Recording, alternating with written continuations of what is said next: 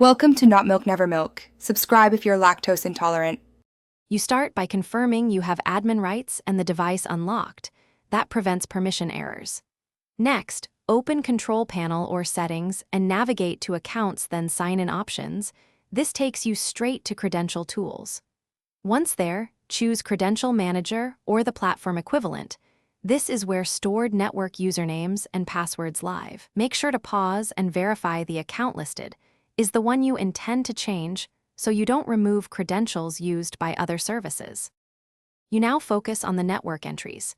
Pick Windows Credentials or the Network-specific tab if present, that filters stored Wi-Fi and SMB credentials. Then scan the list for the exact SSID, server name, or network identifier. Names can look similar, so verify details like domain or username. Once identified, click Remove or Edit. Removing clears the saved password, so the next connection prompts for credentials. If editing, enter the correct username and password, then save before testing the connection. To finish, reconnect to the network so you confirm the device now prompts for credentials. This proves removal succeeded. If the prompt doesn't appear or connections still use old data, restart the networking service or reboot the device to clear caches. Make sure to check Group Policy or Mobile Device Management settings if corporate profiles reapply credentials automatically.